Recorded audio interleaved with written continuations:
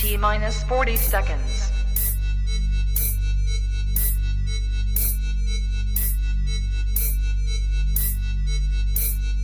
T minus 30 seconds.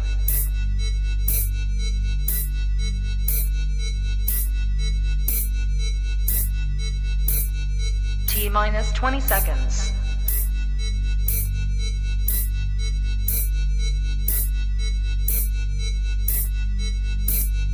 Ten, 9, 8, 7, 6, 5, 4, 3, 2, 1, 0.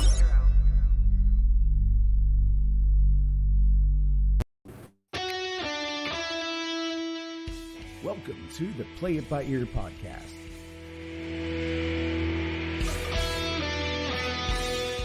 The podcast where the topics may vary because, hey, we play it by ear. And now your hosts, Eric Fiskus, Brady Liming, and Todd Griffin.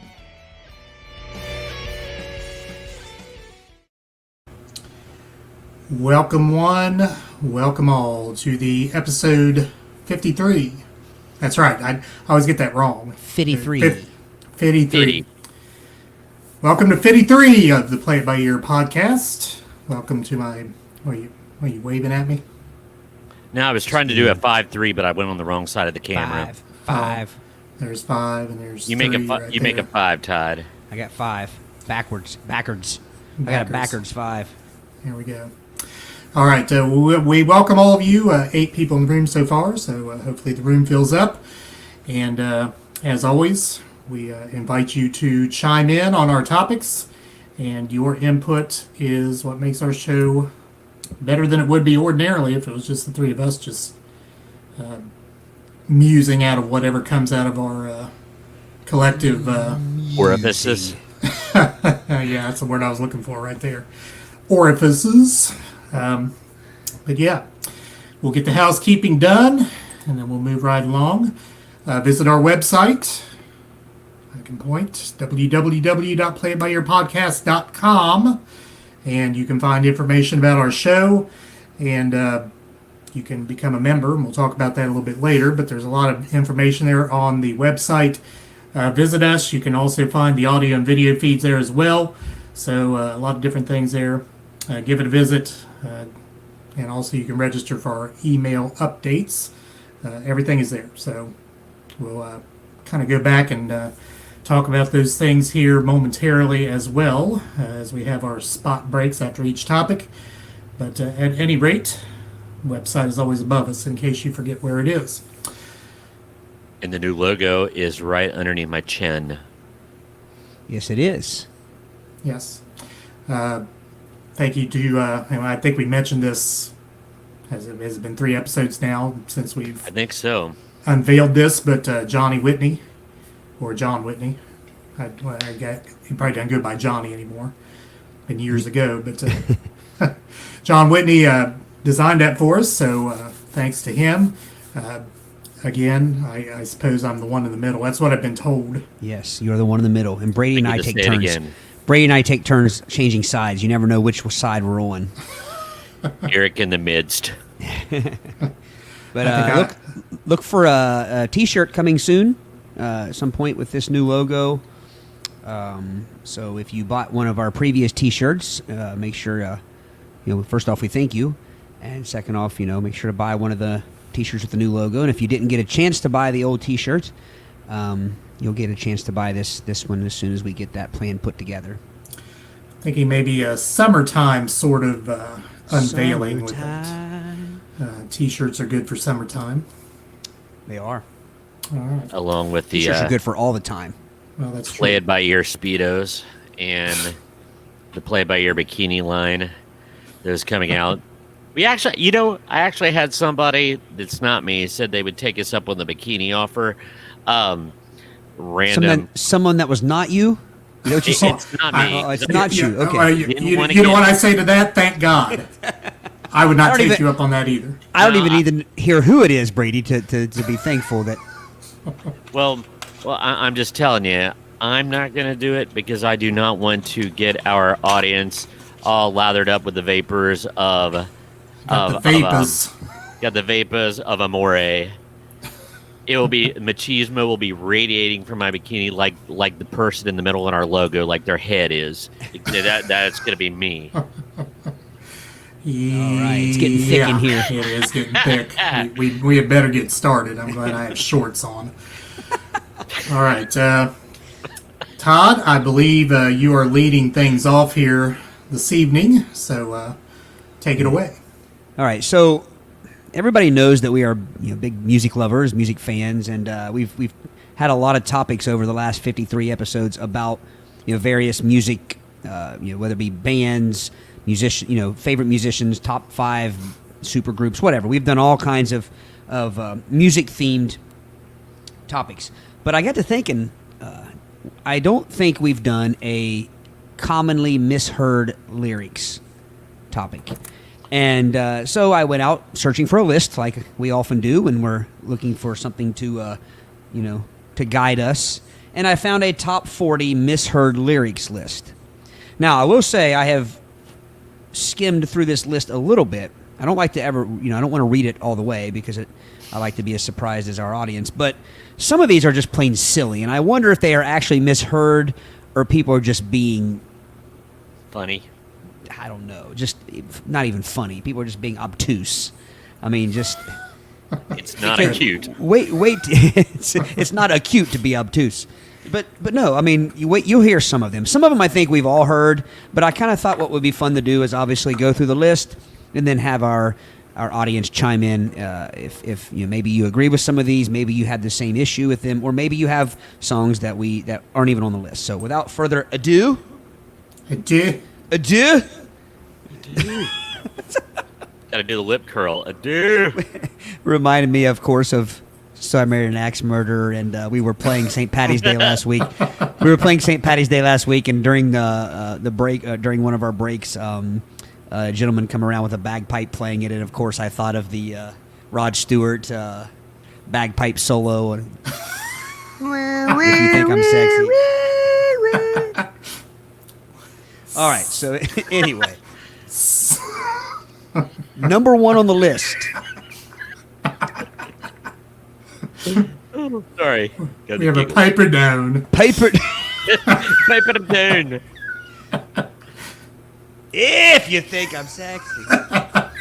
And you want my body. All right, Money for Nothing and Chips for Free. Money for Nothing and Chips for Free. It makes sense if that is like a poker reference, maybe. Obviously, the correct lyric is "Money for Nothing and your chicks for free." Whoa! Chicks? I'm not even being funny here. Are you kidding me? Right off the bat? What is Brady's misheard lyric? All of them. All of them. No, I thought It's money for nothing and your chicks for free. I thought it was checks for free because they're not working, and their checks are free because they're money for nothing because they're played. That would not fit into the 80s music, checks? A finance song, Brady? I mean... Well, if you the lyrics of the song is talking about that ain't working. He's not moving TVs and refrigerators. he's banging on the bongos like a chimpanzee. He's getting his checks for free because he's a dang old hippie musician.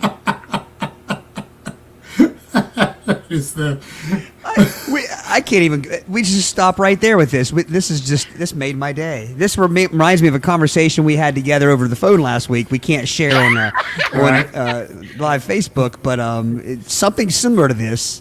A mistake Brady has made for years, or a mistake Dog in Richard or Dog Richard.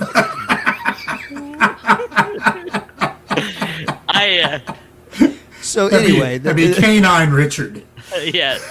Large canine Richard. If you don't know what we're talking about the song "Money for Nothing" from Dire Straits. Great song, great opening guitar riff, by the way. But yeah, the lyric is "Money for nothing and your chicks for free." I'm assuming that it's saying that the person, the guy, didn't pay for anything, and including his women's. I'm assuming is what it's. So Dire Straits was accused of importuning? Is that like, what? Where they ever say, hey, you had to pay for your chicks because you wear a headband? I thought it was. I legit. I'm not even being funny. Thought it was checks for free. No, that's. I'm gonna appeal. I mean, that makes as much sense, I guess, as chips for free. Again, you could, if it were a poker reference or something. But yeah. All right, Or Maybe so it's really hungry. just a bag of Ruffles. yeah.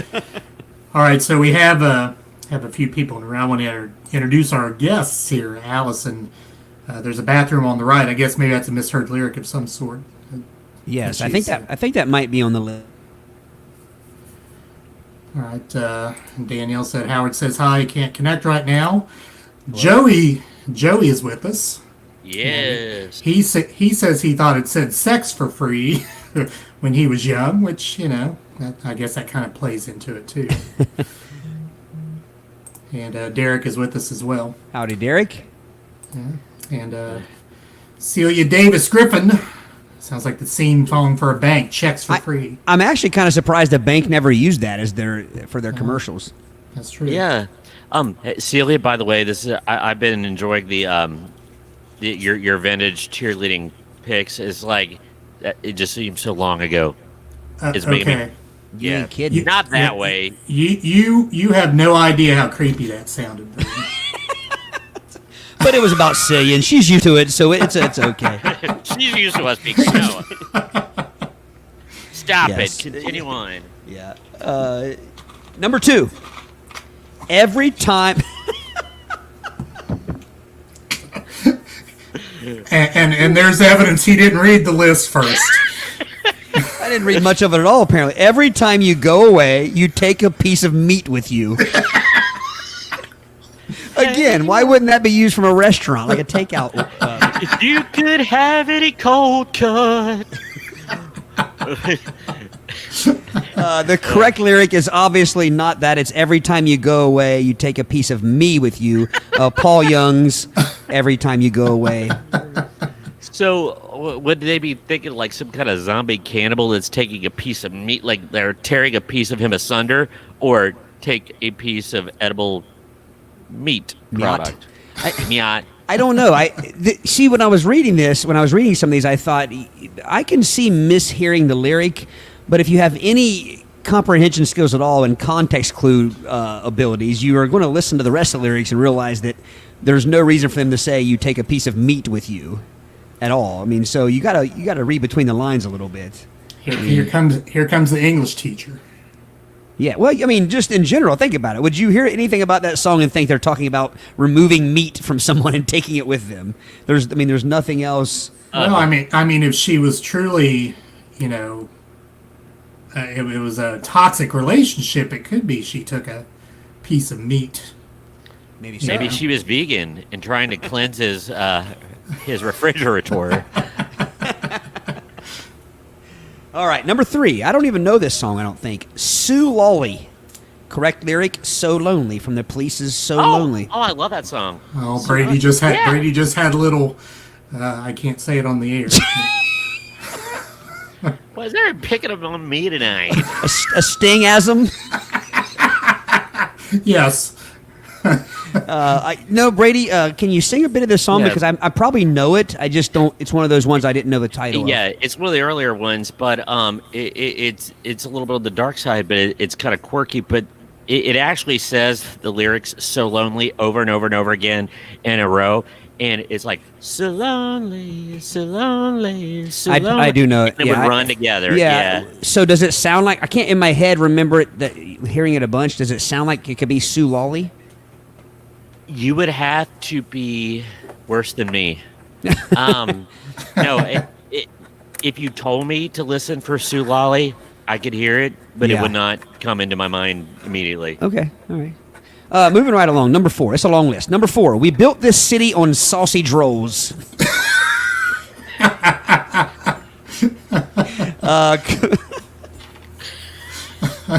I don't understand how you could mishear that, but okay. Correct lyric, obviously, we built this city on rock and roll. From Starships, we built this city. Our sausage rolls. I mean, I can't even. Is that a think of link? What a sausage roll would look Is like. a sausage roll a link? Like a sausage link? I think it's just one of those big old like summer sausage things. It's a like cold cut tray, like so it's a sausage roll. Gotcha. You know, I don't know. Number 5, continuing the sausage theme. Number 5, saving his life from this warm sausage tea. Correct lyric, spare him his life from this monstrosity from Queen's Bohemian Rhapsody. Spare him his life from this warm sausage tea. Yeah, I guess. That's pretty What's with funny, all the though. sausage mishearings? I don't Well, it's understand all that. been about meat and sausage. People must have been hungry. Number 6, see that girl, watch her scream, kicking the dancing queen. Correct lyric, see that girl, watch that scene, dig in, the dancing queen, from ABBA's Dancing Queen. Might have been some, strange, what do you call it, dialect from their Swedishness. Yeah. ABBA actually has a couple on this list, it looks like. Number 7, this is a commonly misheard lyric, excuse me while I kiss this guy. Yes. Correct lyric, excuse me while I kiss the sky, from Jimi Hendrix' Purple Haze. Yeah. There was actually a book called "Excuse Me While I Kiss This Guy," and it had all these misheard lyrics in it. Yeah. That'd have been a good book for this topic. 8. I got some comments. if Sorry, you go wanna ahead. see them. All right, Miss Wilson with us. Hello, Welcome. Mrs. Wilson. Todd, you cracked yourself up. Joey said you got into his green meds. Celia says, "Take a piece of meat with you" would be Subway's theme song. See, you're giving all these ideas away for free, see ya. Yeah, there you go. Should go to marketing. Or was that a song in the movie Some Kind of Wonderful? Which song was the police song? Maybe that's what she's referring to. No, I think she's talking about our song that we sing to that some kind of Bumble. Oh, no, I don't. Yeah. I don't think so. I think Some Kind of Wonderful is probably a movie that Celia watches over and over and over and over and over again. Isn't it an '80s flick? Yes. Who's the guy? Leah Andrew McCarthy. Thompson's Is in Andrew it. McCarthy and Leah Thompson? I believe so, yes. Good guess. If you guessed those two, you would probably come close as far as Yeah. '80s movies. All right, Derek says there's a video on YouTube where a guy goes over mispronounced lyrics. Funniest thing you'll watch. Until today. Until today. Until today. Miss Wilson says all of Sting's songs end with the same repeating phrase. Drives me crazy, crazy, crazy. I'll be watching you, so lonely, Roxanne. She might have a point there. I think she does. Yeah. Number 8, ABBA back on our list with Dancing Queen. Feel the beat from the tangerine. The juice is loose on that one. Correct I lyric can totally is hear that. correct lyric. Dancing Queen. Feel the beat from the tambourine. From ABBA's Dancing Queen. Hey, Mr. Tangerine Man. Yeah. Number 9, Sweet Dreams Are Made of Cheese. Correct lyric. Sweet Dreams Are Made of These from the Eurythmics. Sweet Dreams. I don't think In it's Sweet parentheses, Dreams are made of this. Yeah, I was gonna say because I always thought as Sweet Dreams Are Made of These, but it's actually Sweet Dreams Are Made of This, and she's pronouncing it with the Queen's English. Sweet Dreams Are Made of This. Well, the song title is Sweet Dreams, and I think in parentheses it says are made of this. But it might be one of those weird things where they change the lyric in the middle from this to these. I don't know. I hope that's the case because then I won't have been wrong since 1983. Well, I guess the question is, what is this or these? I mean, does she ever say Sweet Dreams Is are it- made of this or these? Is it along the lines of Miatlowov's? But I won't do that. Even though he actually does, even though he clears up what he won't do, but I know that's a common gripe with people, as they say he doesn't say what he won't do. But you got to refer back into the lyrics. He says what he won't do. Each verse he says it. So I have a beef with people who say that Meatloaf doesn't say what he won't do. Whatever he won't do it by the dashboard light either. That's right. All right. Number 10, I don't know this song. Brady, you may know this. You were an REM fan, weren't you? Mm-hmm. Calling Jamaica. Oh, Correct lyric, call me when you try to wake her. Wow, there's way more syllables than that than Calling Yeah. Jamaica. That's a deeper cut. I'm From an REM fan. The Sidewinder Sleeps Tonight is the name of the song. I'm not familiar with that one. The only calling song I know is "Calling America" by ELO. Number 11. Another song that I'm not overly familiar with. Or should I just keep chasing penguins? Correct lyric. Or should I just keep chasing pavements from Adele's "Chasing Pavements"? I think I do remember that song. Yeah, that was like Chasing her Pavements. first one. Yeah.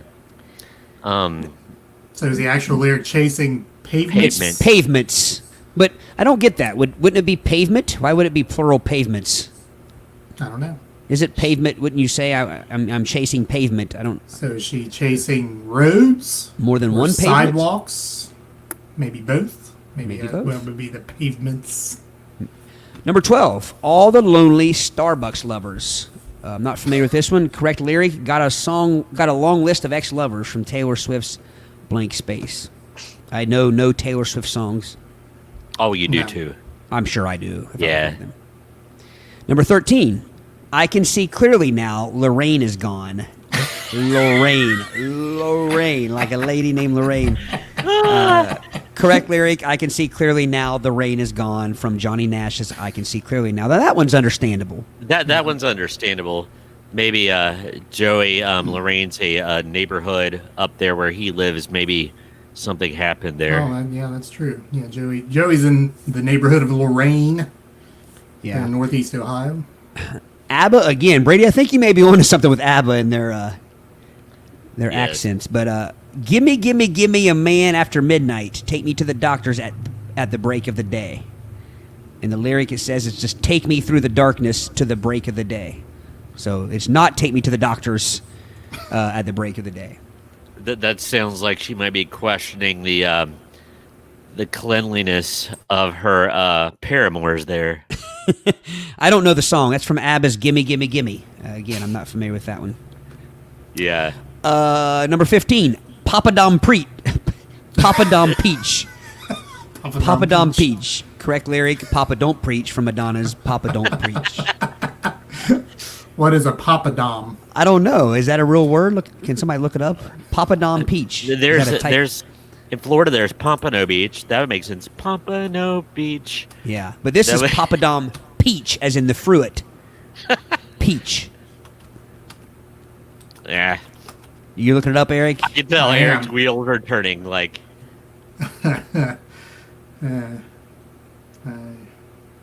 Maybe it's not even a word. It sounds like it would be a word. Papa Dom Peach. What? You know what that sounds like? It's gonna be bad. It sounds like the Saturday Night Live Gumby. Oh yeah, yeah. Gumby's greatest hits. Gumby or buckwheat. Oh, buckwheat. Yes, Buckwheat, yeah. sorry. Number 16. It doesn't make a difference if we're naked or not. Correct lyric. It doesn't make a difference if we make it or not from Bon Jovi's "Living on a Prayer." I beg to differ. I think there is a difference if you're naked or not. I think it depends on what you're doing. Yeah. I'd say if you're doing anything, it's a difference if you're naked or not. Really? Oh yeah, yeah. Swimming? Like- Well, even if I'm in the shower and I'm not naked, it's certainly True. different.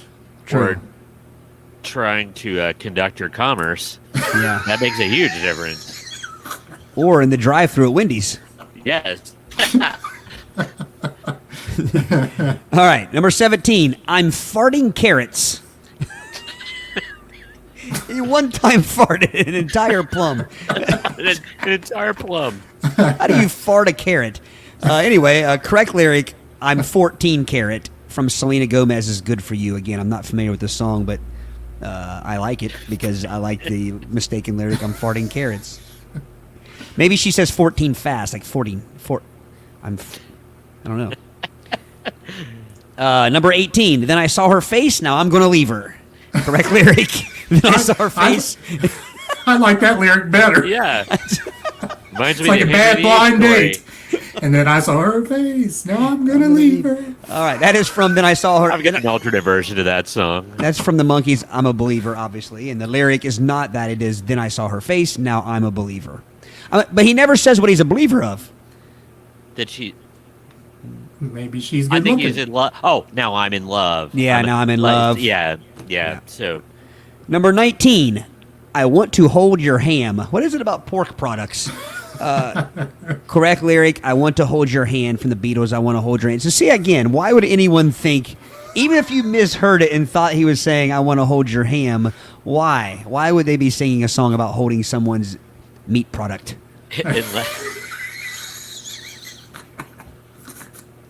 Well, that doesn't align with our version of it either. So. Number 20, halfway through the list. Kicking your cat all over the place. Eric, is that a parody that you wrote? Correct lyric, kicking your can all over the place from Queen's We Will Rock You.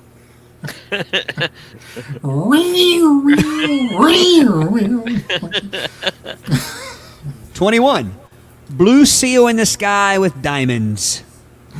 Correct lyric, Lucy in the Sky with Diamonds from the Beatles, Lucy in the Sky with Diamonds. Well, if you had some Lucy in the Sky with Diamonds, you probably were seeing blue seals in the sky. Yes. 22. Oh, dyslexics on Fire from Kings of Leon. Oh, dyslexic. Sex is on fire, yes. Not dyslexics on fire. It's like a personal problem. Yeah. Wow. Yeah.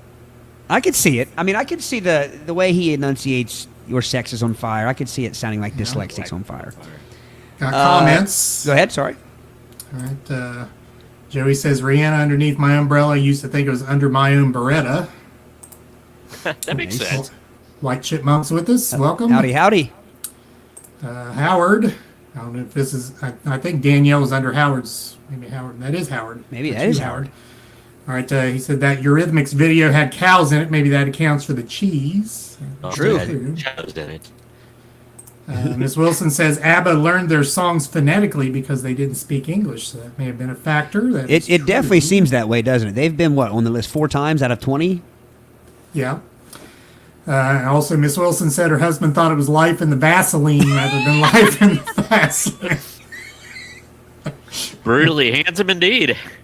Pretty slick. Oh, nice. All right, number 23. Here we are now in containers. Correct lyric, here we are now, entertain us from Nirvana's Smells Like Teen Spirit. That's a tough one to understand the lyrics all the way through. Here's a mess up. 24, Papa Dom Peach. You don't say. 25, let's pee in the corner. Let's pee in the spotlight. Correct lyric, that's me in the corner. That's me in the spotlight from REM's Losing My Religion. Losing while you're whizzing. I can hear that. Yeah. Let's pee in the corner. Yep. Let's pee in the spotlight. 26, bald-headed woman. Bald-headed woman to me. Correct lyric, more than a woman to me from the Bee Gees. More than a woman. Bald-headed woman. Number 27. I remove umbilicals. Correct lyric, I believe in miracles from Hot Chocolate's You Sexy Thing. I remove umbilicals. I remove umbilicals. 28. We're caught in a trout. A fresh trout lunch. Correct lyric. Before. We're caught in a trap. No kidding. We're caught in a trap from Elvis Presley's Suspicious Minds. Yes, 20 we've been caught in trout, haven't we, Brady? 29. I'm Terry Wogan. Correct lyric. I'm every woman from Chaka Khan's I'm every woman. I always joke that it's I'm every wombat, and I imagine a little furry critter singing it. But sorry. All right. Let's see. Vicar. Let me just staple the vicar. Vicar. The vicar. No, it's Vicar. That'd be vicar. It's Vicar? an Anglican minister. Okay. Correct lyric. Just let me state for the record. From Sister Sledge's We Are Family. Just let me do what to the vicar? Staple. Staple. I guess I could hear it, but 31. This is the dawning of the age of asparagus. Correct lyric. Obviously, this is the dawning of the age of Aquarius from Fifth Dimension's Aquarius. 32. You're the wobbly one. Correct lyric. You're the one that I want. From John Travolta and Olivia Newton-John's One That I Want. The wobbly one. You're the wobbly one. You're the wobbly one. I don't know. Don't go Jason Waterfalls. Correct lyric. Don't go chasing waterfalls. See again. Whose last name is Waterfalls? I can get the Jason instead of chasing. Brady, here's another police song for you. A year has passed since I broke my nose.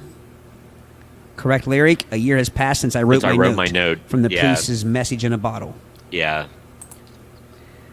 Yeah. 35. Kick a chicken with it. Instead of getting jiggy with it, from Will Smith's Getting Jiggy with It. 36, very classic here. Hold Me Closer. Tony Danza. Tony Danza. Correct lyric. Hold Me Closer, Tiny Dancer, from Elton John's Tiny Dancer. Hold Me Closely, Necromancer. ABBA, back in the list.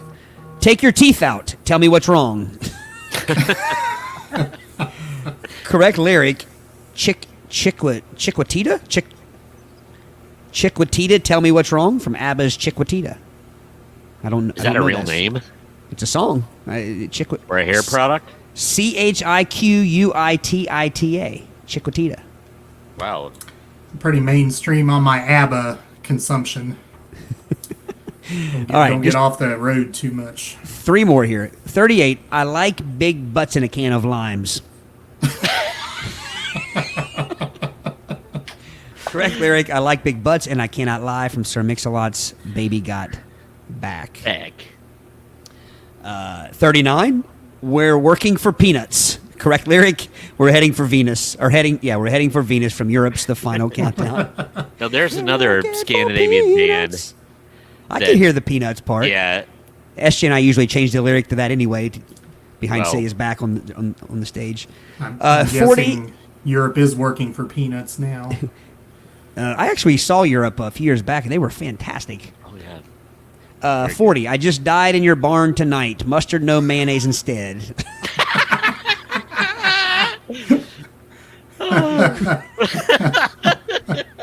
See, again, that makes no sense.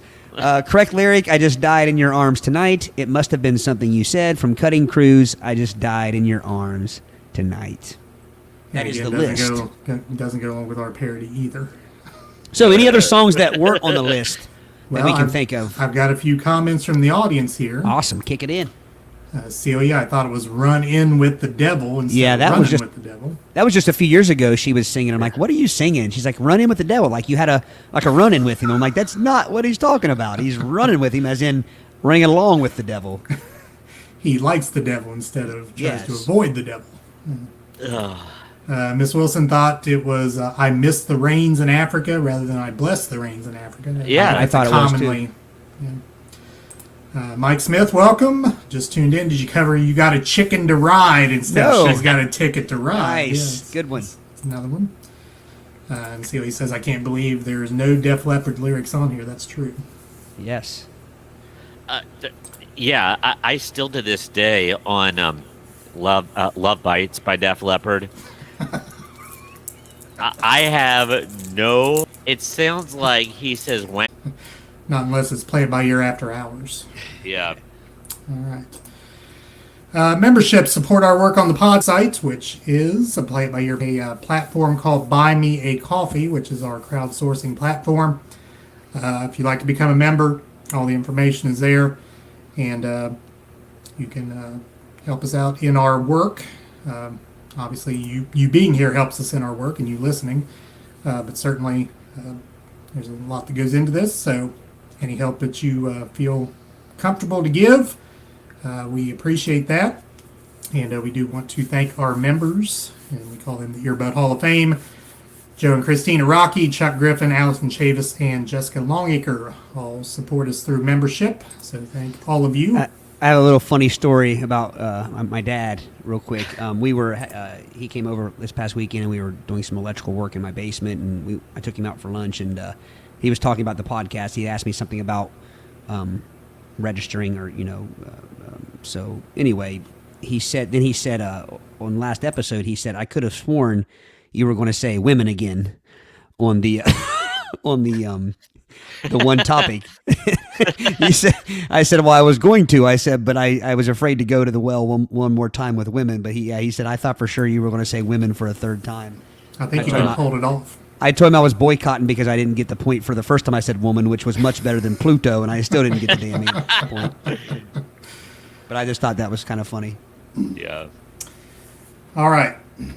So I guess I put myself in the middle here. We didn't really discuss the order, so I mean, I just kind of brought up this overlay, and here we are, and this is our Eric in order. the midst. It fits the logo. It does fit the logo. Well, maybe. I mean, Maybe. I don't know which side you all are on here. Tonight, I don't know which one's it's which. this one. Yeah. Yeah, there The you logo go. changes. You don't even see it, but the logo changes. It moves. Yeah, it's like one of those paintings that Yeah. is always looking at you. Yep. Kind of go around the room. Yeah. Okay, so I'll let you all choose. You two. We never really discussed this. I do have a game, which is Guesstimation, or I have another topic we could do, which has to do with a football draft. I'm all about the gains. Gain. Let's do gain tonight All right. because the draft is coming up soon. You know, Maybe we could save do that one. Yeah. Yeah. All right. Not only that, but if we're talking about actual football drafts, like college football players and stuff like that, I have no clue, so I don't know that I could add much. Well, no, this is not Different actual kind of players. draft. These are fictional players. Oh, okay. Like Gus Beam, running back out of Sardinia High School. Well, kind of like movie people. Oh, okay. So Yeah, we'll put that on the might do back that sometime. burner. And That sounds like fun. all right. So again, guesstimation is the game, and basically you play this like card sharks. So I give you a question, and it will be the question for one of you. The other one gets to go higher or lower on the answer. So pretty simple. And audience, we always ask you if you would chime in, and you can do the higher or lower thing as well, and play along. Play along. Play along. All right. So again, very quickly, each card. What was that? I have no idea. It's I just just got it. It tickled me. tickles. You. All right. Again, each card has a question with a number attached, and you guess your best guess on the number. The other person says higher or lower. There are 5 categories. Categories are no way, numbers in nature, dollars and cents, time traveler, and world records. So you all can have your choice. I won't make you choose any particular one, but when we get to you, you can have your choice at that. So we flipped a coin backstage. Todd, you open up. So again, the categories are no way, numbers in nature, dollars and cents, time traveler, and world records. I'm going to go with no way. 'Cause that's the only one I remember. No way. All right. Put on my spectacles here. I hope you said spectacles. That's your monocle. Oh yeah, I would love to have a monocle. You need a I've monocle. always thought that. Everybody wants Yeah. a monocle. Yes. All right. How many times does the average person? Now this is a good question for you.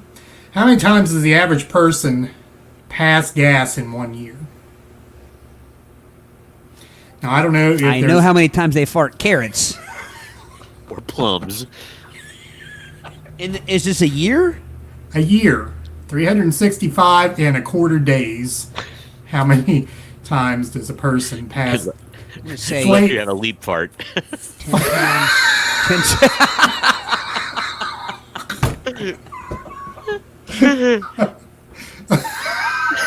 There, yes. My goal was to break somebody. Oh my goodness. Don't want to be under you while you're having a leap fart. I know that. Let's see. Got a little let's see. snort. I'm going to go. I'm going to do my math out loud here because I'm not very good at it. Let's see. 10 times a day, 300. That would be 3,000. Another 650, 3,650. Half that, 1,000. 325.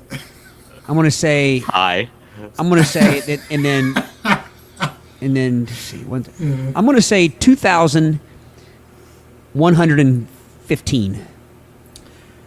I guess in my mind I laugh because he's doing this math, and I'm thinking each of these numbers is an instance of flatus. So what was your number again? I'm sorry. I think it was 1,215. 1,215. Brady, higher or lower? Half of which occur in the morning. Yeah. I won't tell stories on anyone. Let's see. I'm gonna go higher. Gotta go higher. All right. The number of times an average person passes gas in 1 year is, channeling my best Jim Perry, 5,110. Wow. The number is higher, so Brady gets the point. Considerably higher. There's a lot of legumes in Legumes. legumes. All right, so our score is 1-0 Brady. So Did anybody guess? Did any of our audience members guess? well, yeah, we had one guess. And that was Howard was, I guess, on the same math level as you were. He's at Yes. 1,200. Yeah. He was doing the math. Criminally low. Yes, that Oh my is. God. He That's must have taken the square toot.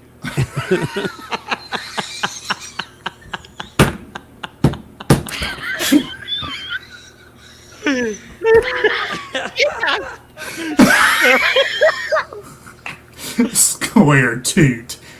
Good Lord.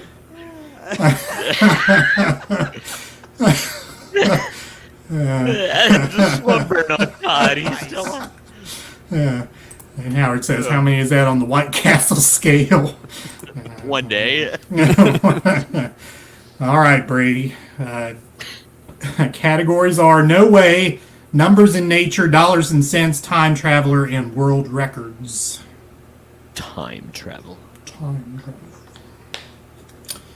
All right. In the year 1906, a devastating earthquake shook San Francisco. Shortly afterwards, fires broke out across the city that burned for days.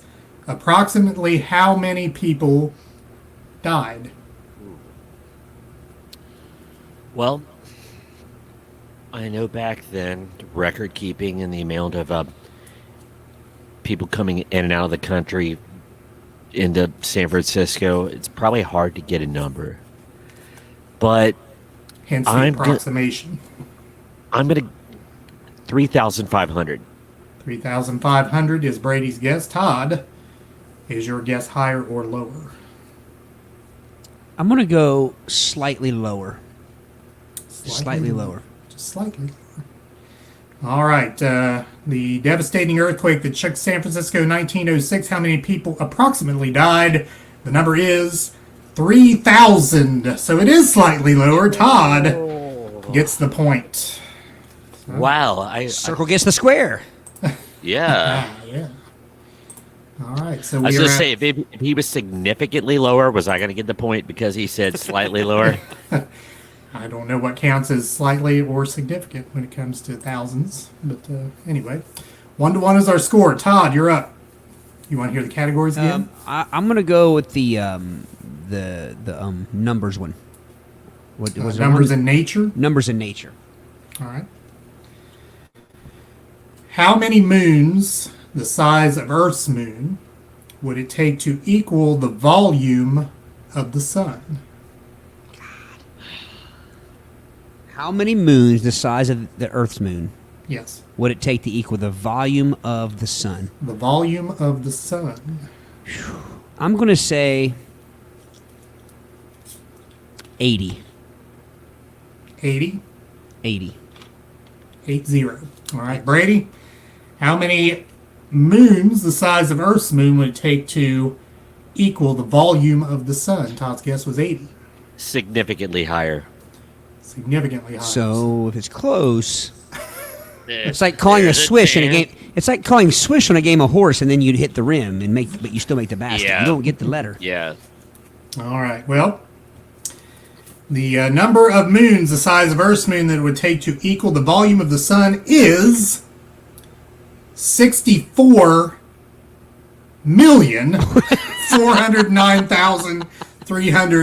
64,409,327. So if that is that doesn't show you that science is not my bag, baby. I don't know what the hell else will. So I guess that would apply as a significant. Yes. So our score 2-1. Brady, your question. I'm avoiding the money. Let's go world records. World records. And we got people commenting that Jim said 1,000 moons, and Howard William a little closer there with 50 million, but still short of the real number. All right. Brady, Russian cosmonaut Valery Gagarin. Polyakov holds the record for the longest space flight in history. How many days was he aboard the Mir space station? Is this the science and space edition of this game you got here, or what? Every question is something. No? Science. Science. Sorry, I threw off Brady's thought there. You can repeat that question. Russian No. cosmonaut Valery Polyakov holds the record for the longest space flight in history. How many days was he aboard the Mir space station? I would say it's a mere 400 days. A mere 400 days aboard the Mir. Todd? Brady says 400, higher or lower? See, I was thinking about 2 years, so I'm going to go higher. Higher. Huh. Russian cosmonaut Valery Polyakov holds the record for the longest spaceflight in history. How many days was he aboard the Mir space station? The answer is 437 days. Todd with the point. That's damn near 2 years. Ooh. All right, so I guess it's from our audience. Howard said 535 is a little long there. Jim They said thought so, too. 635. Ronnie McPherson, welcome. He said Welcome. 600. Well, Ronnie? So all were a little higher than the actual number 437. So Todd gets the point, and we, I'm not proud of that one. I'm not proud of that point. I still wasn't anywhere close. you know what? It still scores the same, right. doesn't it? 2-2. All right, Todd, you're up. Let's go. Can you repeat them? I'm sorry. Should have read No them down. way. Numbers in nature, dollars and cents, time traveler, or world records. I'm going back to no way. No way, Todd says. What percentage of DNA does man have in common with a banana?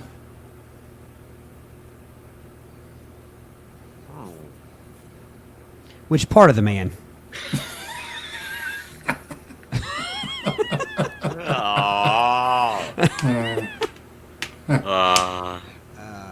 Well, while you're Now, that thinking, was- Howard says, as Russell Zisky says, the Russians are Feline in nature. Feline. feline in nature, yes. And if you look that up in the dictionary, Oh, yes. oh my goodness! Oh, I threw me off track here. So we're talking You gotta about go into the bananas. store for bananas. What percentage of DNA does man? It's higher than you would think, which is why it's in this game. I'm assuming. I'm going to say 35%. 35%. Brady, Todd says 35%. Do you say higher or lower? I'm gonna go lower, Jim. Lower, Jim. What percentage of DNA does man have in common with a banana? The number is 50%. So Todd gets the Ooh. point. Yeah, I'd heard something about that before. I don't quite get it, but Yeah. James says 96%. Yep, and Howard said 89%. And Ronnie said he's trying to catch up with what he slept through during my class in high school. Ooh. So, Ronnie, we're here to serve you on that missed knowledge there. So, and I don't know that I taught any of this, but hey, Well, any knowledge is good knowledge, right? All right, so Todd got the point. Yeah. 3-2 is our score. Pulling away. Pulling away. All right, Brady. which is why I might have to do a dirty trick. What's a numbers in science kind of thing? Every one of them has been. It doesn't matter what the Yeah, I know. category. It's been science based. This will probably be about clowns or something. Even the DNA Well, one. numbers in nature, is that what you're asking for? Yeah, here? numbers in nature. Numbers in nature, okay. You down with OPP? Didn't they How have a many rap song? wombats? How many wombats does it take? Brady's going to. If it's a wombat question, Brady's How many got it. wombats does it take to fire up the Bobby? Okay, when you stand on the equator, how fast is the Earth spinning underneath you? These categories suck. Approximately. Good choice. What it? Do you want it in miles per hour or kilometers per hour? No, I'm kidding. Actually, give me either. If you Okay. if you differentiate what you're going to give me, I have both. So I'm going to say 700. 700 miles per hour. Todd, do you say higher or lower than 700 miles per hour? I'm going to go higher. Higher. So when you stand on the equator, how fast is the Earth spinning underneath of you? The number is 1,040 miles per hour. So Todd, Yeah. 2 in a row. Feeling it. Feeling it. I'm getting salty. Salty. Salty. Salty. All right, so 4-2 is our score. If I can get the scoreboard, there we go. 4-2. Now Howard says the Earth underneath me is not spinning. The entire planet is spinning. See, I was wondering if it would be an answer something like that. Yeah. But I think it spins higher or more RPMs at the poles than it Yeah. does in the middle. Well, and I also know that if you're orbiting around the Earth, you're going at about 26,000 miles an hour. So I was trying to deduce something from that. Deuce. All right, Jim said higher, 2,000 miles per hour was his guess, but it was higher. Okay. World records. World records. All right, in 1962, Ohio's own, I just added that, John Glenn, was the first American to orbit the Earth. Many years later, he also set the record for being the oldest person to enter space. How old was he? And I don't mean when he orbited the Earth the first time, when he entered space the second time. Can you give me the year? Did it say the years? 62. It said 1962 is when he first orbited the Earth. Okay. Many years later, obviously, it could, well, I guess it could have given you the year there, but it didn't. I'm going to say 93. 93. Brady, higher or lower? Lower, please. Lower. All right. In 1962, John Glenn orbited the Earth. Many years later, he also set the record for being the oldest person. How old was he? And the number is 77 years and 103 days, if you really want to get You know what? specific. I think I was thinking of George H.W. Bush, like jumping out of planes. Didn't he jump out of a Skydiving, plane when he yeah. was in his 90s? He did. I think it was like, oh, yeah. I think he was either late 80s or early 90s. Yeah. That's what I was thinking of. All right, so Brady gets the point. Change the Don't call it a scoreboard here. comeback. Makes it 4-3, and he's doing as he is apt to do in these games. He's making a comeback here toward the end. So, got a few guesses from the audience. Howard said 72 years of age. Ronnie said 79, and Jim also said 72. So, all of you are in the neighborhood there, but not exactly right. Shit, I don't even think he was 93 when he died. Yeah, probably wasn't. So, yeah, I didn't do a very good job of it. All right. Let's see who's up. Brady. Brady. Let's go. Just because nobody's done it yet, let's do the dollars and cents one. Dollars and cents. All right.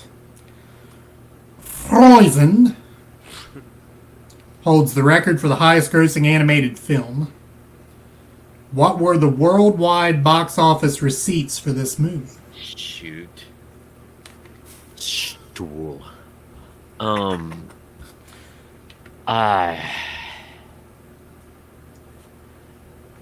I will go 722 million. 722 million is his guess. Todd, higher or lower than 722 million? Can you read to me the deets again, the details? Yeah, Frozen holds the record for the highest grossing animated film. What were the worldwide box office receipts for this movie? Is this like the first time around? I mean, because was it one of those movies they re-released at the theater to make more money? I'm not sure they've re-released the first one. I know they made a second one, but I don't know that they... You know how sometimes Electric they'll, Boogaloo. months after it's out of the theater, they'll put it back in. I'm going to go higher. Higher. So, Frozen holds the record for the highest grossing animated film. What were the worldwide box office receipts for the movie? The number is $1 Billion. 274,219,009 dollars, to be exact. All right, so Todd gets the point. So some guesses from our audience. Ronnie said 750 million. Howard said 890 million, and Jim with the cool $1 billion dollars. All right, so Todd with the lead, 5-3. Let's go with the category that I picked a couple times, the not now or whatever. The No way. no way, yeah. No way. No way, man. Not now. Not now. At sea level, water boils. Look at the wrapper of this game. Tell me it's not science, the science edition. I guarantee you it is something. All it says is a game where the best guess wins. That's all it says. All right, at sea level, water Nerd boils. edition. This is the nerd edition of this game. Water boils at 212 degrees Fahrenheit, which is 100 degrees Celsius. 200 what- degrees Fahrenheit. Go ahead. At what temperature would water boil at the top of Mount Everest? And I guess you could give me either Fahrenheit or Celsius. There's just no way that I don't sound dumb on this. But you know what? I don't care.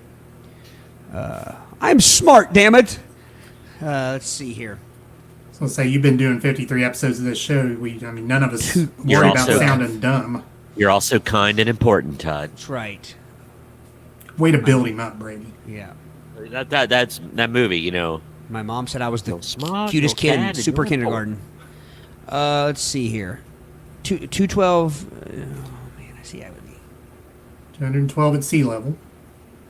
Or 100 Celsius. Celsius. Yep. Celsius. 212. Deo. So I'm going to say.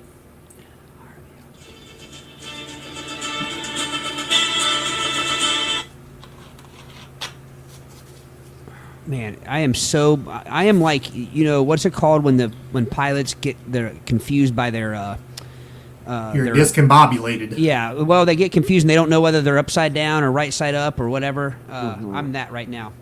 Hi.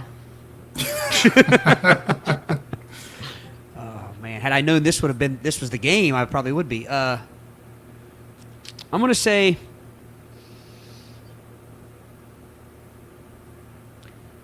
360. 360 degrees. Brady, is that higher or lower? Lower, please. Lower. So water boils at sea level at 212. At what temperature would water boil at the top of Mount Everest? The answer is 156 See, degrees. I went the wrong way with it. I told you I was discombobulated. Shit. You couldn't touch that. I was. I know you're not going to believe this, but I was thinking 100 the opposite way. But I was okay. Never mind. I was upside down.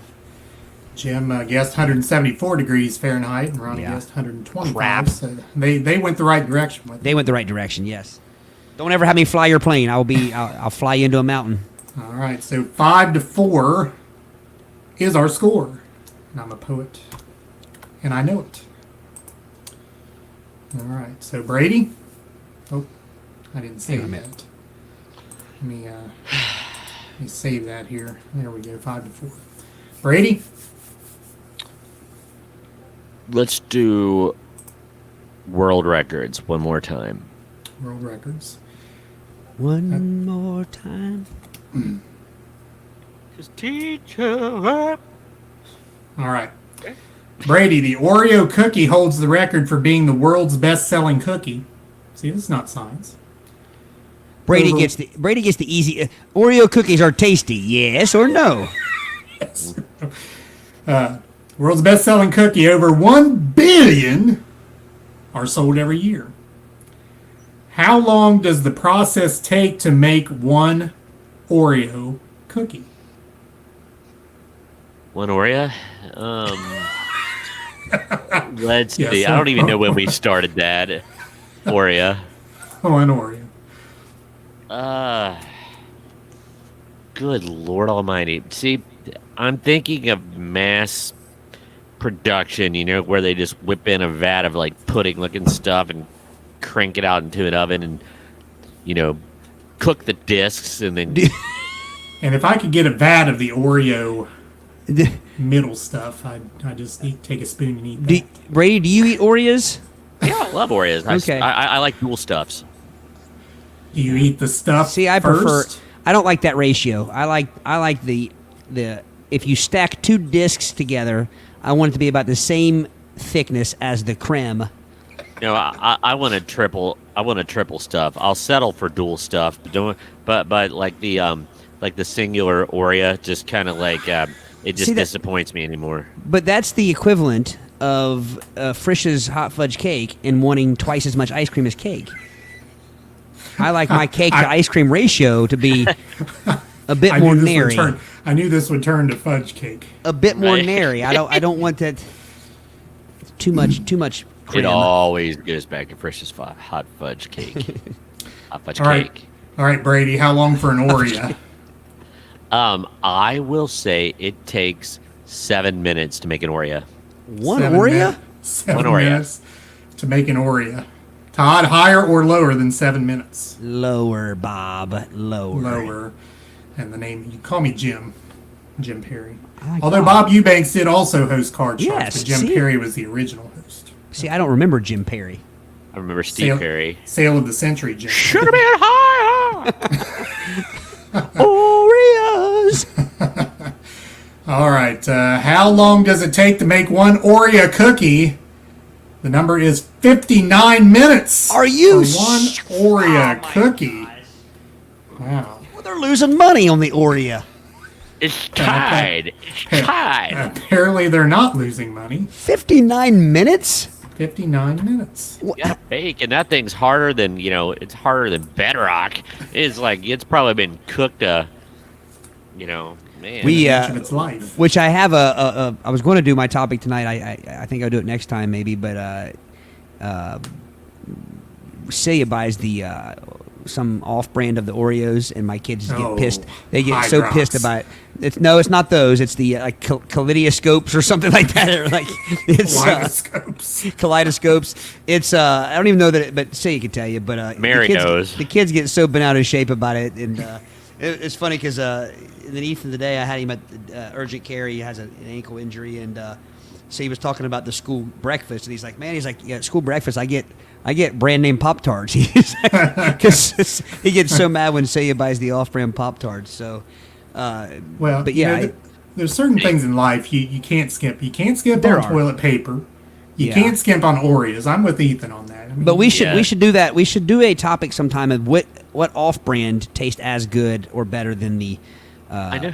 But I did try one of the kaleidoscopes earlier this evening because Ethan said they tasted like hair dryer, whatever that means.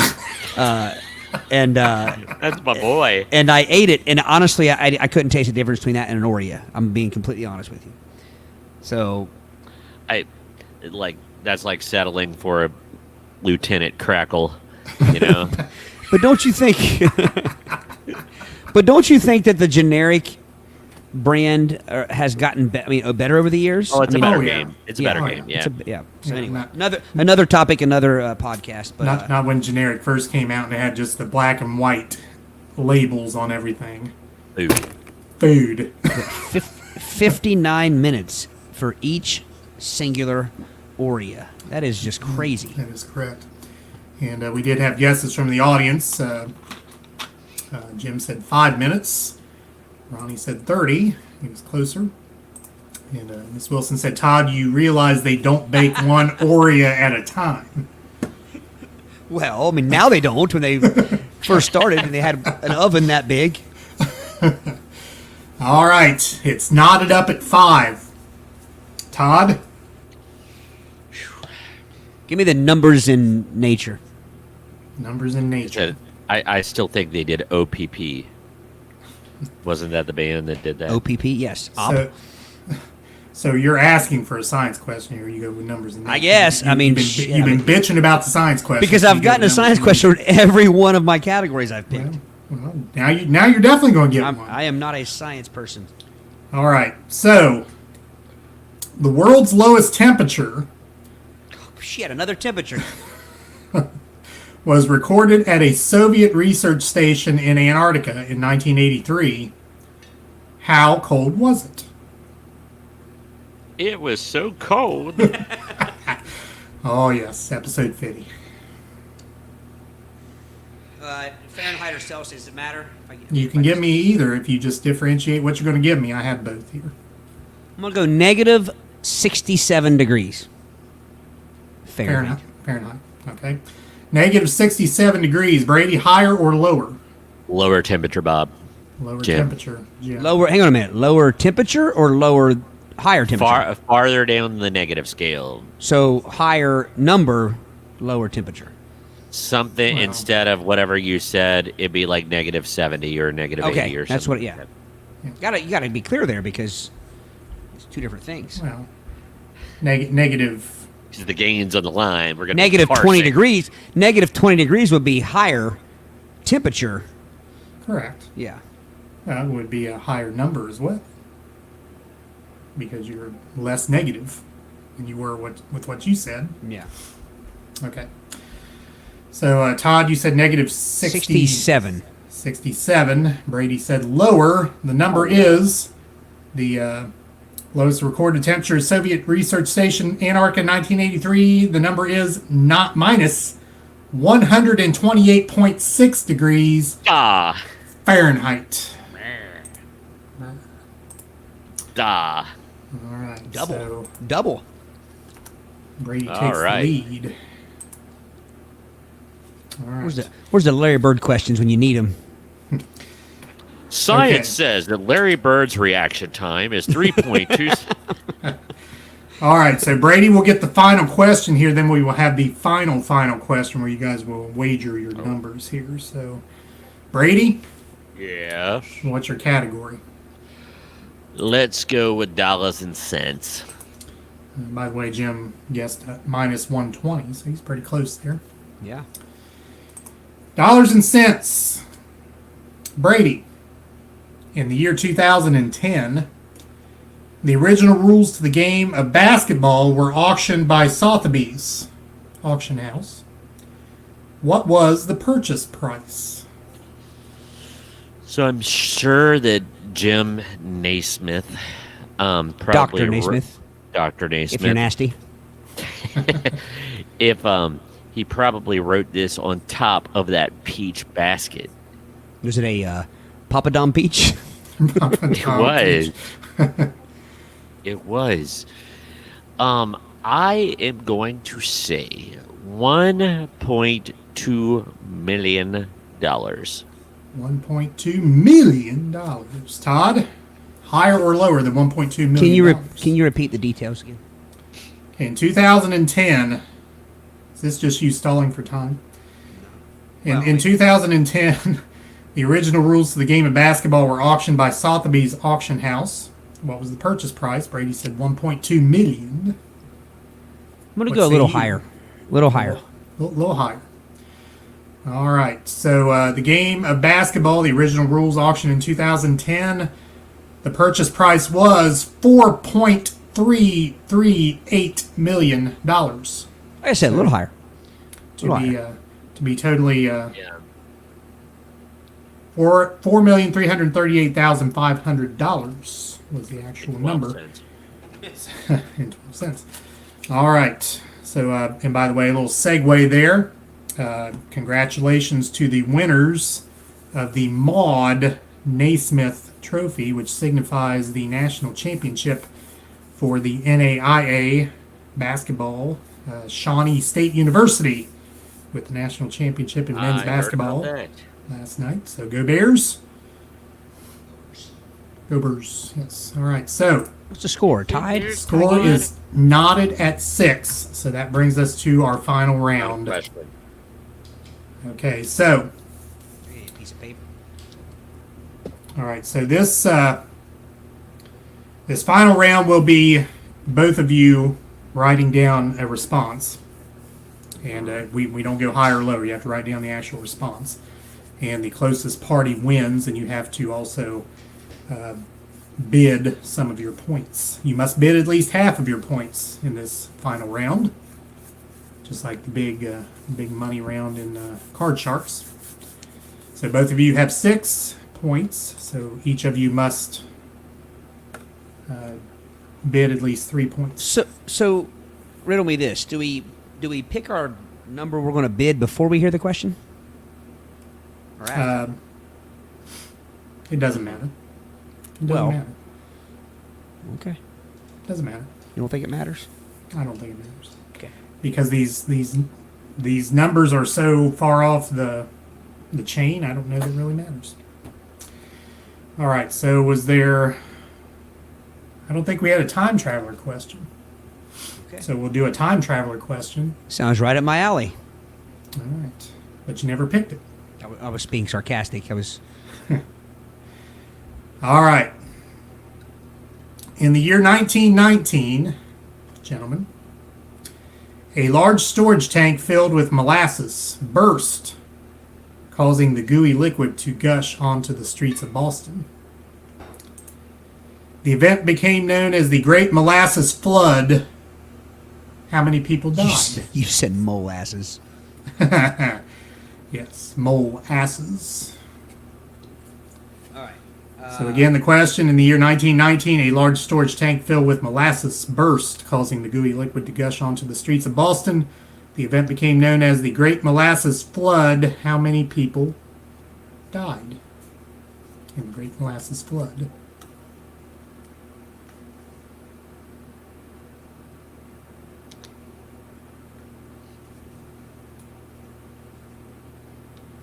I've got it.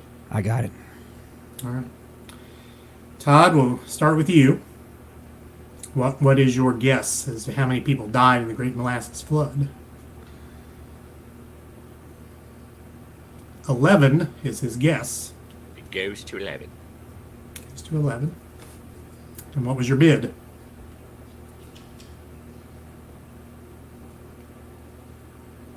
Four of his 6 points he bid.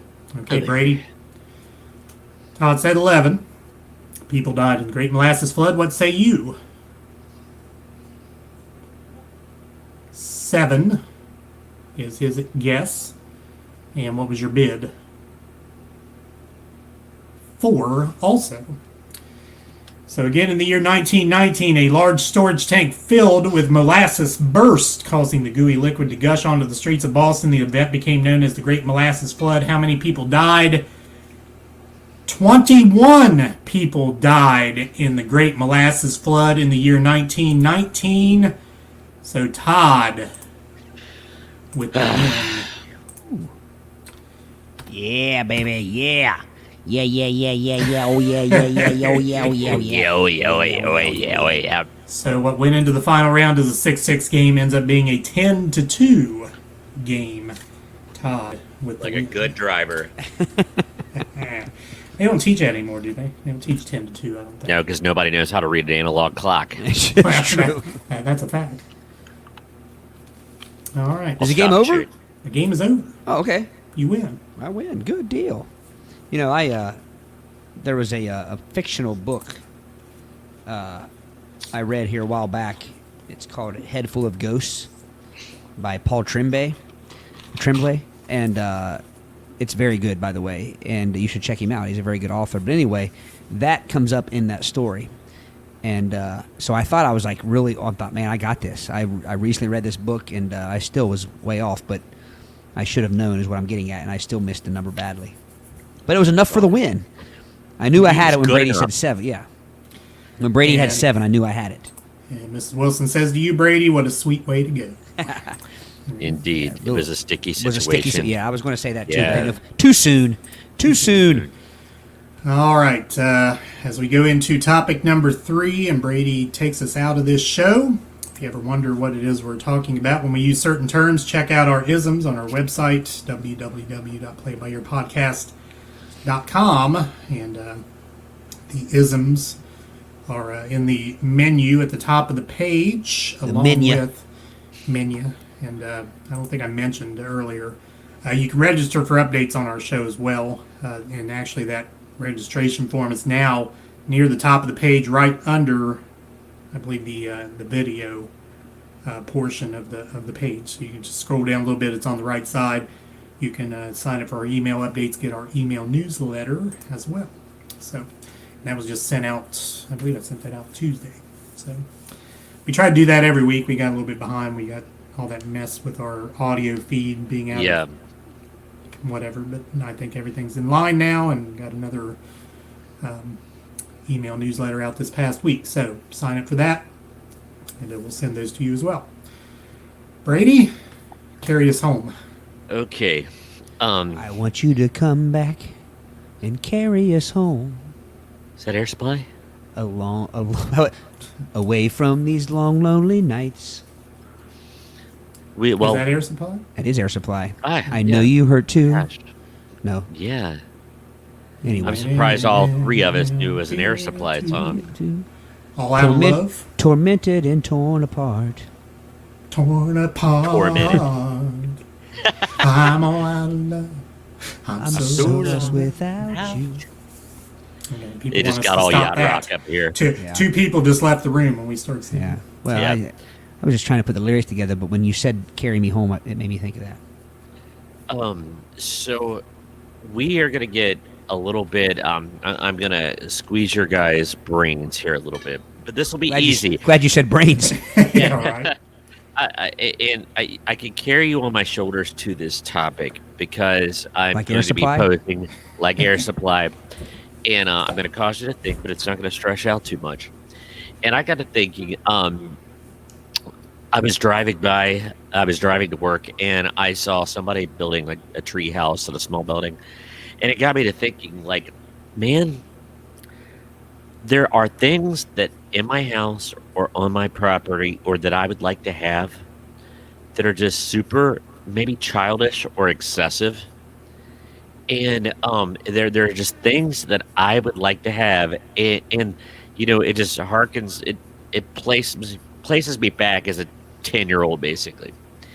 And I'll get us let off with this, and like, please riff on this, gentlemen, riff on this audience. Am I coming across okay, or am I getting jumpy? Okay, No, you're fine. No, you're all right. fine. It was just like there was a weird screen look there. So I'm going to start off. I have always wanted in my home since I was a child, and I want one now in my home.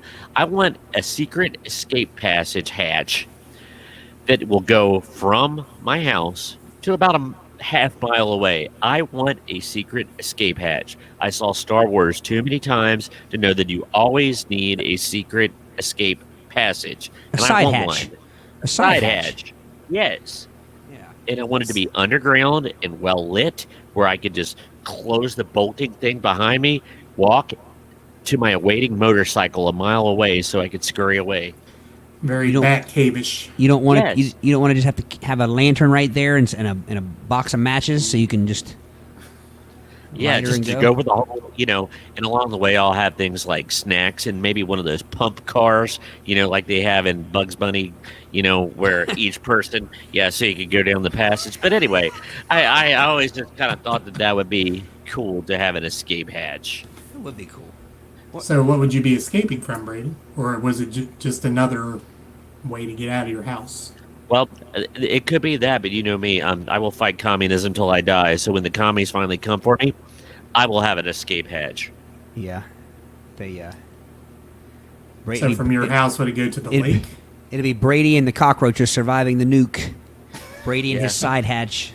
Well, it won't be that far down. It will just be. Now, what would be really cool is like if there was like a rock and it looks like a boulder, but then I have it on special hinges, so everybody just thinks it's a rock, and I'll slide it and scurry out.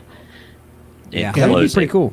I think you literally just described the Batcave. Yeah, I did. Well, yeah. I've always wanted that too. You know, like it is my Batman, upbringing. Batman. But there is a house not too far away. It's like going toward West Union, and it looks now. It doesn't look like a mound, like an artificial mound, but it could very well be. It's just a perfectly shorn hill, and there's this house on top of it, and Dollars of Donuts that they have a secret lair under there. It goes down there as a lair. I guarantee it. There's a bat cave under there. Todd, I wonder why Dollars to Donuts wasn't on your list last week. It seems like it should have been. That does, yeah. Like right now, I would prefer donuts to dollars. But It's funny you mention this topic because for years I wanted something that I felt only wealthy people could have, and I am not a wealthy person, so I didn't feel like I would ever have one. And then on Christmas Eve, I opened up a gift from my kids, from Ethan and Riley, and lo and behold, I had a glorious bidet. It's always a glorious bidet when you get it. But I'll be honest with you, it is fantastic. So I partly want to say my first pick would be I've always wanted a bidet. Now granted, this isn't a bidet like an installed professional separate geyser that... separate. Well, this isn't a separate. It's got some psi to it, but I'm saying it's not a separate. It's not a separate throw. It's not enough to make you pucker. It's you attach it to your toilet, and it's got a couple settings on it. Cold water. They make them where you can heat the water, heated water, which it probably doesn't heat it at all. It's just no, it's cold. It's cold. Water? It's cold. Ooh. You ever stick your hand in the back of the toilet, like if you're fixing something in the toilet tank? It's cold. That's what it is. It's cold. But anyway, seems to be grossed out by that. Who does, Brady? It's clean water in the tank, Brady. Yes. You've never stuck your hand in the back of the toilet tank? It's clean water. You could drink out of it. Oh, I have before, but okay. But yeah, it's one of those things where I would be okay with it, but this seems like it would be a bit jarring. Well, it is at first. I think I even texted you guys tonight. I got the whole family went in and took turns trying it out, and everybody made the exact same sound. It was very much it was very much a woohoo!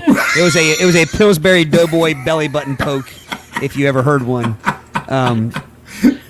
But I will say this, and you don't have to spend a lot of money. I mean, I can't imagine. I mean, actually, I know the model they bought. And it wasn't overly expensive, but it had great 3000 thousands of positive reviews on Amazon, and I highly recommend them. They have other models, and they do have models that you install. It's a whole separate unit, but this just, if I can hook it up, anybody can, because I am not a handyman, but I will say I never thought I would own a bidet, and I own one now. I'm the proud owner of a bidet. I am. It's all fun and games until Ethan figures out how to wire it up to the power washer. Well, there was like a dumbass. One day I'm like, well, I want to see what happens here when I'm not riding this thing. So I stand to the side and hit the button, and sure enough, it goes and hits the door of the bathroom. Like, I mean, that's the kind of the door's probably. I mean, my door is probably. What is that? That is a puppy, and I don't know why somebody stepped on a duck. But anyway, the door is probably a good, I don't know, 4 feet or so away from the throttle or the nozzle on this thing, and it hit the door. It hit the door. I mean, pretty good. So I think I would. If he hit the product, I'd be leaping Yeah. forward. It has a male and female setting on it. So for you ladies out there, it's perfect. Did I just shut this? Did I just shut this topic down or what? I mean, I wasn't trying to. I was trying. Yeah.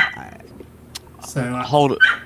Continue the bidet. I'm going to open this door real quick. It's Eric. Eric, you can go ahead. Go ahead, Brady. So- Eric, do you have something that you yeah, yeah. Well, no, I want to expound upon your bidet conversation there. Okay.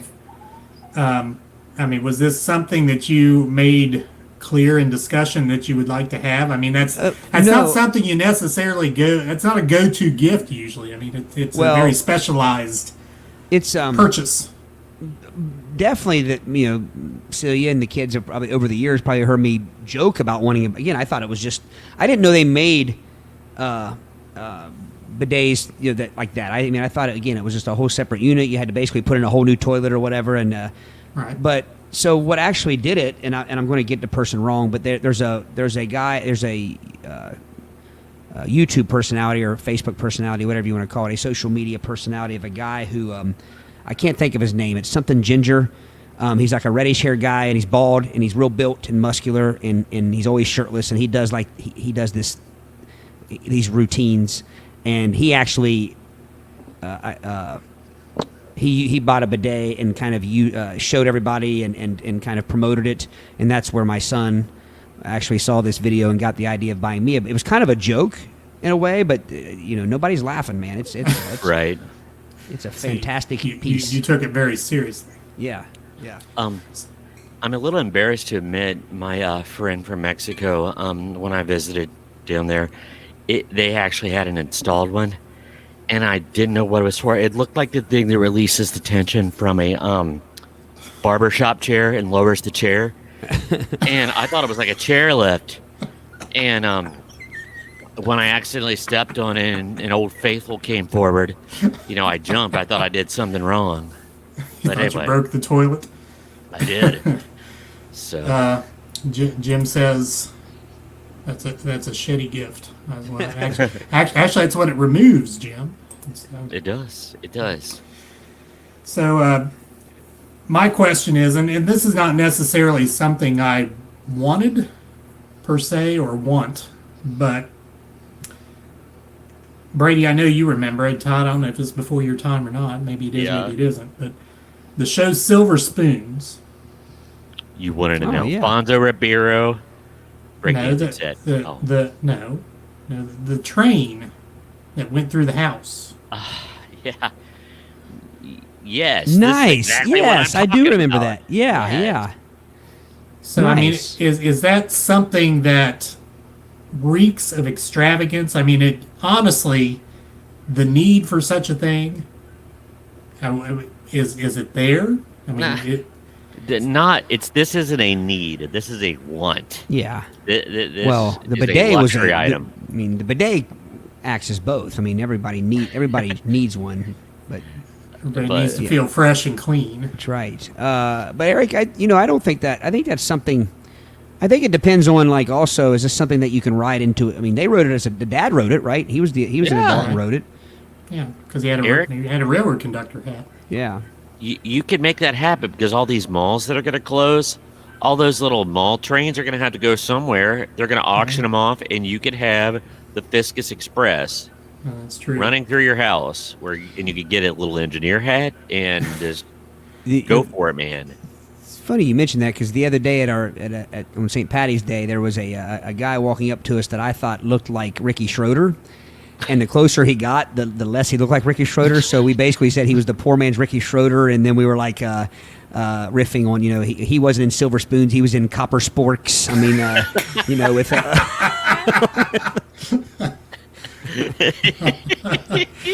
He was Mickey Roeder instead of Ricky Schroeder and Copper Sporks with Monzo, Alfira. You and I face to face, a couple of copper sporks. That's perfect.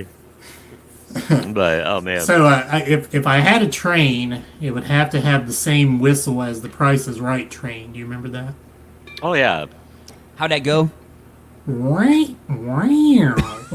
I do remember that. Yeah. Yeah, that's amazing. I think the thing about a train would show. I don't know. I think you would have to have a big enough house for it to make sense. You know what I mean? I'm assuming it would need to go. I don't remember ever seeing the entire Silver Spoon's house, but I'm assuming it was a pretty sizable house.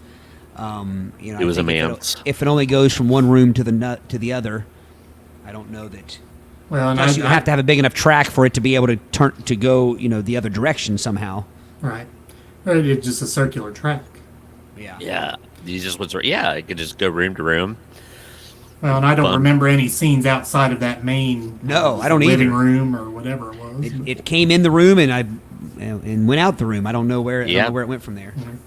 Oh man, this is kind of related. It's not a train, but again, I always thought it would be cool to have a moat around the house. I want a moat With alligators. Alligators.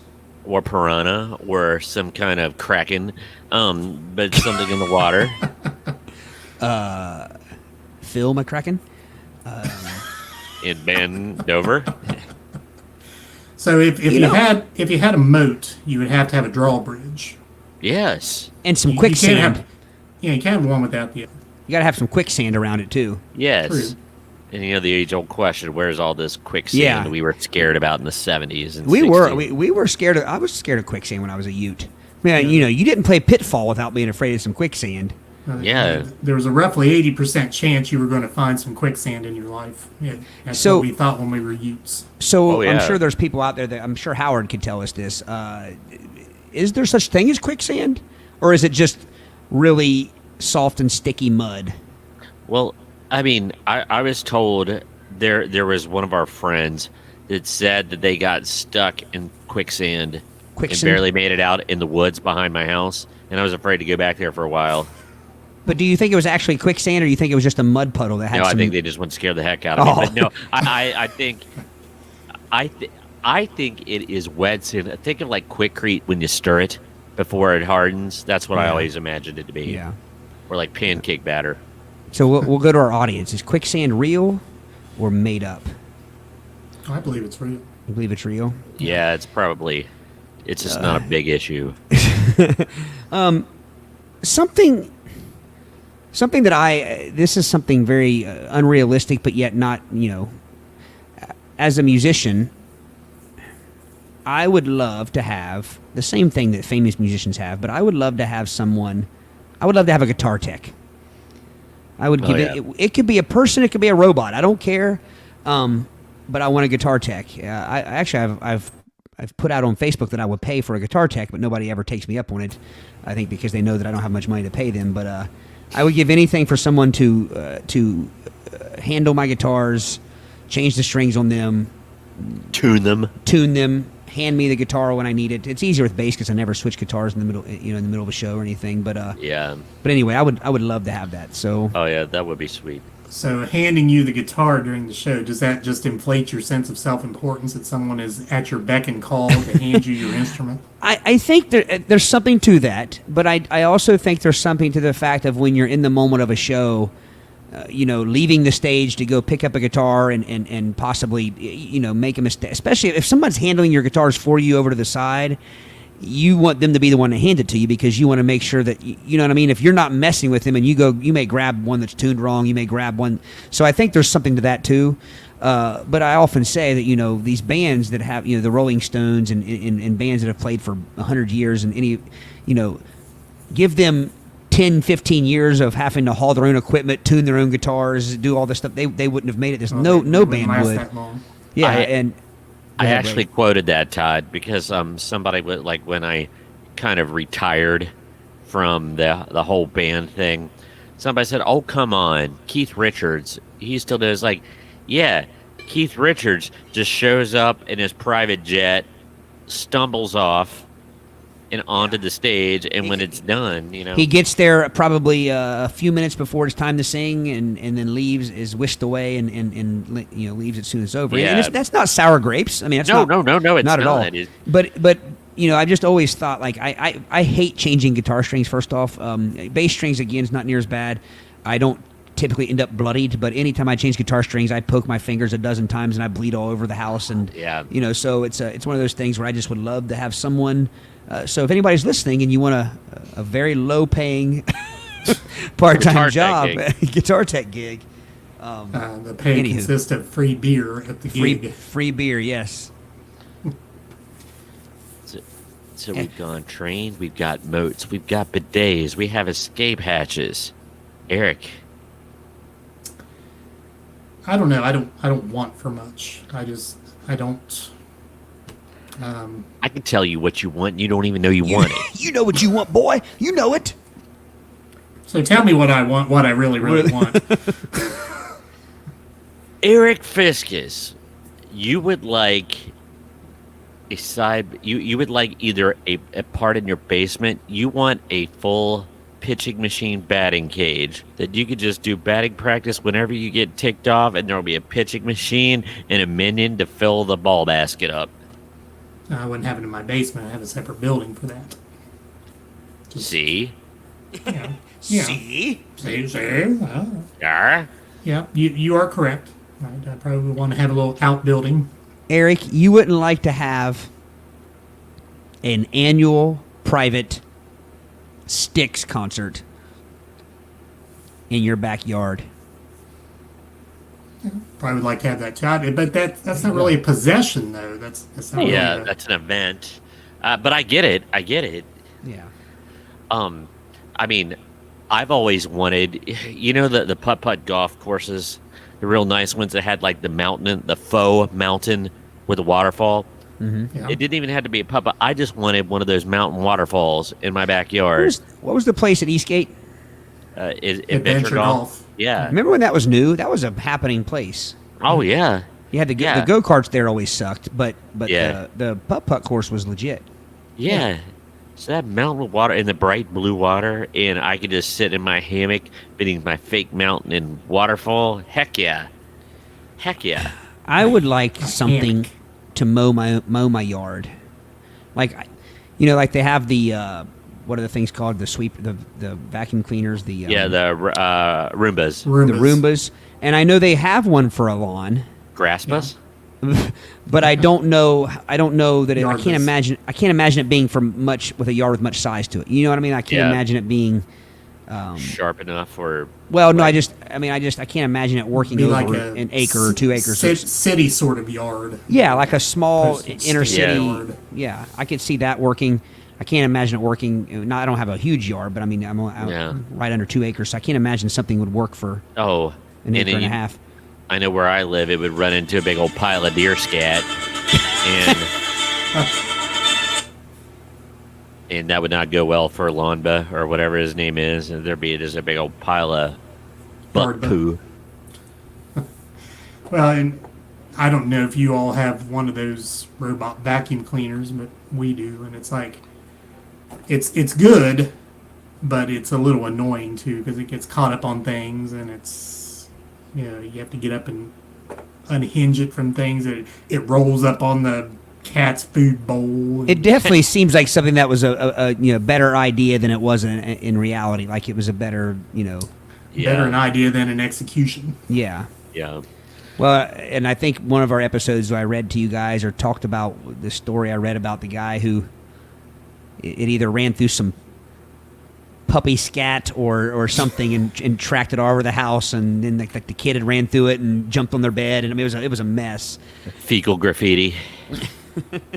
That's why you never let it run when you're not in the house, because you just never know what it's going to run through, like you said. Yeah. I would like something music related. I don't know. I kind of wish there was something in my house where it's probably getting close to this. I mean, I know with all the different with technology out there, I want something to do with music that just plays whenever I want it to, without having to do, I want to be able to think a song and have it play. I want to be able to, I just want to walk into a room, and if I think of, when I'm using my bidet, I want a song. Waterfalls playing.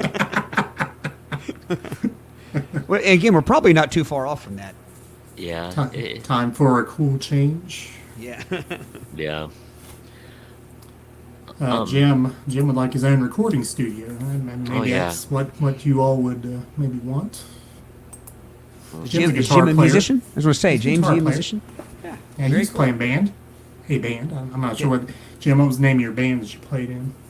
He played for years in a band. Really? Yeah. Nice. But you guys could probably think of all the things, like I said, oh gosh, and a lot of it's very I've always wanted a hovercraft. I've wanted a personal hovercraft. To, Break your full neck. like in Not a like hoverboard. Back to the Future sort of. Well, I mean that would be cool, but I would just like a little go-kart size or like a land hovercraft. speeder. Yeah. So if I want to go to the pool, I don't have to use the road. No, I'll just go straight over the land, through the lake, and over there, and I'll just hover right over it. Where we're I'll going, go we through don't it. need roads. In that line. So yeah, I always thought that'd be cool. Jim's band was called Work in Progress. What about an I believe- adult-sized gym set, like a jungle gym? That's a lot of work. A lot of play, or a tree house. I would like a really cool tree house with like Wi-Fi and a hot tub and everything.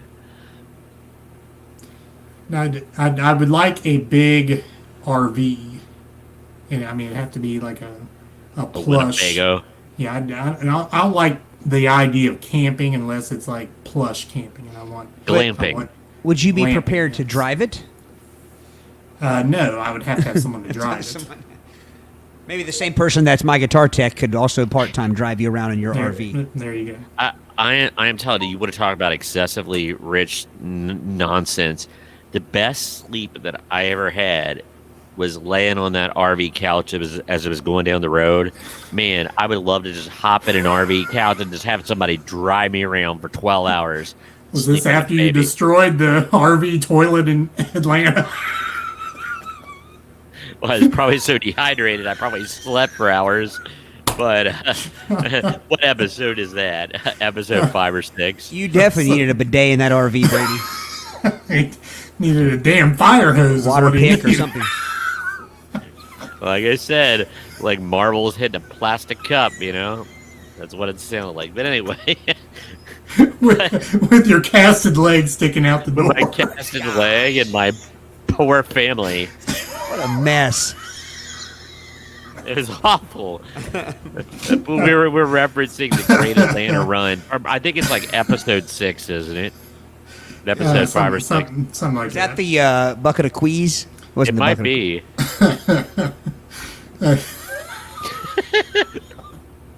That got his funny bone again. the stench that rolled through that RV. It was before my gallbladder was taken out. I mean, I was only like 13 years old, but oh yeah, it was awful. It was absolutely humiliating and traumatizing. Man. Anyway, If you want to hear more about it, check out episode whatever. 6, it was, I'll 6. look for it while you guys are chatting for a second. Yeah. I'll give you the specific. Did our timer go off? I Our timer did go. I thought it did. Yeah. So if we exhausted this topic, I mean, we can round things out. I mean, Really? I'm sure I'll think of things once we get off here. What I would like to have, but I don't know. House full wiener dogs. I don't know. Oh yeah. Just a house lo- full. Like I've always Pet said, like kangaroo. the carpet. You don't. There's no carpet. It's just wiener dogs from wall to wall. Wall to wall wiener dogs. Oh man, that is hilarious. And sorry guys, I'm trying to find the exact episode, and I'm having difficulty locating it. I'm pretty sure episode 6 sounds right. I think it is. Bucket of Quees.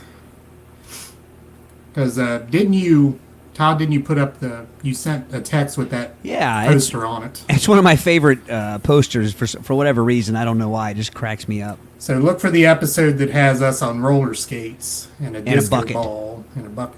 Yeah, that's the one we're referring to. So if you want to look at some of the back catalog, This is a good plug for that. yeah, And you can find it on our website, www.playitbyyourpodcast.com. You can find our whole back catalog there, along with all the videos we put out as well. So, all right. Anything else on this topic, gentlemen? Can we round it out? I believe we can round her out. Rounding it out. All right. So, with that, the audio version of this show will be released on Friday morning, as per usual. It's available on most platforms that you can find: Apple, Spotify, Google, iHeart. And again, you can go to our website. You can find those links as well. On video, we are currently on YouTube, and currently right now on YouTube, and that video will be there as well. Facebook Live, you go to our Facebook page. This episode will be there as well. And Twitch. Twitch, yeah. You can go there as well, and we do have a page, our channel, and our videos are there. So any number of places you can find us. Also on Twitter through the Periscope app. Our videos play there as well. So many places you can find us. They're all tied in through our website, www.playitbyyourpodcast.com. And I want to also let you all know we had some technical difficulties. That's why we were fashionably late tonight. This usually runs on my Facebook page, my personal Facebook page, Brady's personal Facebook page, Todd's personal Facebook page, and the podcast page. Brady's and Todd's pages are not running tonight, so it's just mine and the podcast outlets. So some people may have been trying to find us through their individual pages, but were unable to because of that technical difficulty, but that will be fixed next week. But that does give you an opportunity to like our Facebook page. Then you can watch through our Facebook page, and a little bit easier that way. But if you're unable to watch on the live recording, again, those episodes will be in these various places, and they'll be archived there. Anything for the good of the order, gentlemen? All good. Have a great week. All good, yes. And a fantastic weekend. All right. And we will be back next Wednesday night. I believe there's no changes to that schedule. Wednesday night at 7, as per usual, on all of our various outlets. Please join us. And again, we appreciate everything that you add to our show. So with that, Todd? Peace.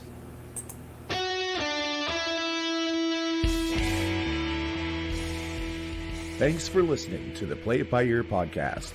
You can follow us on Facebook, Twitter at Play It By Ear Pod 2, and our website at anchor.fm/Play It By Ear podcast.